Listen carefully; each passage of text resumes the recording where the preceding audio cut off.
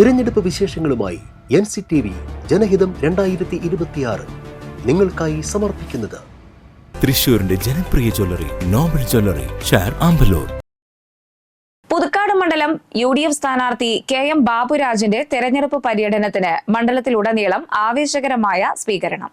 നിയോജക മണ്ഡലം ബൂത്ത് തലങ്ങളിലെ കൺവെൻഷനുകൾ പൂർത്തിയാക്കി തിരഞ്ഞെടുപ്പ് കമ്മിറ്റികൾ പ്രവർത്തന സജ്ജമായി. 40 വർഷത്തിനു ശേഷം മണ്ഡലത്തിൽ നിന്നുള്ള വ്യക്തി തന്നെ സ്ഥാനാർത്ഥിയായി എത്തിയത് പ്രവർത്തകർക്കിടയിൽ ആവേശം പടർത്തിയിട്ടുണ്ട്. 20 വർഷമായി തുടരുന്ന ഇടതുഭരണത്തിൽ മണ്ഡലത്തിലെ കാർഷിക വ്യവസായ മേഖലകൾ പൂർണ്ണമായും തകർച്ചയിലാണെന്ന് UDF ആരോപിക്കുന്നു. കേന്ദ്ര പൊതുമേഖലാ സ്ഥാപനമായ അളഗപ്പ ടെക്സ്റ്റൈൽസ് അടച്ചുപൂട്ടിയതും വനമേഖലയിൽ വന്യമൃഗങ്ങളുടെ ആക്രമണം മൂലം ജീവൻ നഷ്ടപ്പെടുന്ന സാഹചര്യം തുടരുന്നതിനെതിരെയും UDF പ്രതിഷേധിക്കുന്നുണ്ട്. സർക്കാർ ആശുപത്രികളുടെ ശോചനീയാവസ്ഥ, ഡോക്ടർമാരുടെ കുറവ്, വിദ്യാഭ്യാസ മേഖലയിലെ പിന്നോക്കാവസ്ഥ എന്നിവ ഉയർത്തിക്കാട്ടിയാണ് ഇത്തവണ UDF വോട്ട് തേടുന്നത്. ബുധനാഴ്ച സ്ഥാനാർത്ഥി പര്യടനം പൂർത്തിയാകുന്നതോടെ മണ്ഡലത്തിൽ രാഷ്ട്രീയ പോരാട്ടം അതിന്റെ അവസാന ഘട്ടത്തിലേക്ക് കടക്കും.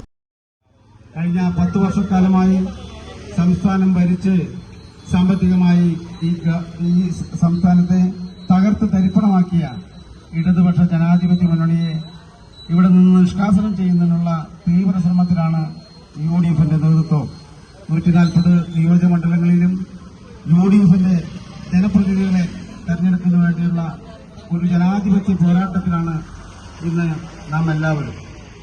തീർച്ചയായും അതിന്റെ ഭാഗമായി പുതുക്കാട് നിയോജകമണ്ഡലത്തിൽ നിന്നും ഐക്യ ജനാധിപത്യ മുന്നണിയുടെ സ്ഥാനാർത്ഥിയായാണ് ഞാൻ നിങ്ങളുടെ മുന്നിൽ ഇപ്പോൾ നിൽക്കുന്നത്. നമുക്ക് ഈ ഭരണം വരുത്തിവെച്ച വിന സംസ്ഥാനം ഒട്ടേറെ സാമ്പത്തിക പ്രതിസന്ധി. സ്വർണ്ണവില കൂടിയാലും കുറഞ്ഞ